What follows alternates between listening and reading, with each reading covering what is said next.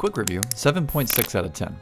Who would have known that trying to start an underground sacrificial cult would have been so difficult? Cultist Simulator tries to tackle these hard-hitting societal problems like, where does one even dispose of a dead investigator's corpse? Or, how long will I be burdened with the dread of my past deeds? All of this, of course, in simulated card form.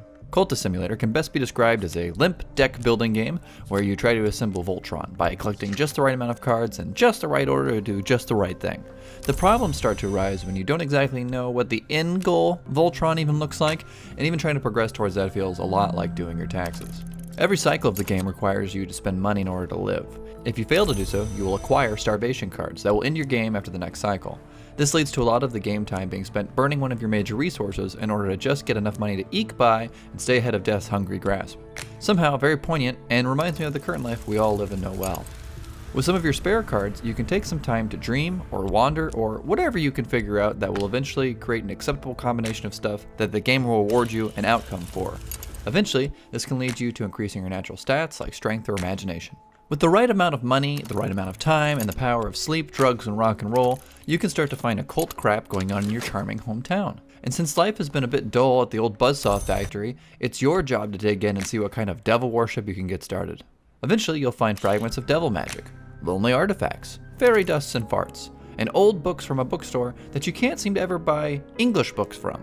These types of things have to be researched with the right combination of stuff or people, which isn't ever exactly described how or why you're supposed to do that.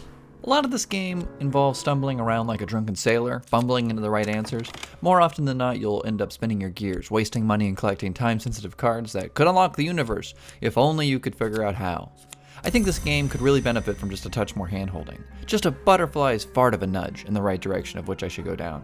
Which cards are the valuable ones, and which don't particularly help me progress with this story. Although, even though I say that, I have been trying to play this game off and on for like a year now. Something about it draws me back in every now and then. I have this need to overcome its impressively unhelpful exterior. Maybe its coldness, its lack of direction makes the exploration just that much more worth it when I finally figure out the next piece of my puzzle. It's a hard game for sure, and I've never even come close to beating it myself. Yet, I don't want to look up a walkthrough or watch someone else run through it themselves. I want to beat it on my own because it's difficult and cold and unforgiving. So if you're looking for a unique, different, and hard game, I recommend this one if you can get it on sale, but be prepared for a grind. This game doesn't hold your hand and would honestly prefer to burn it rather than justify that your hand even exists.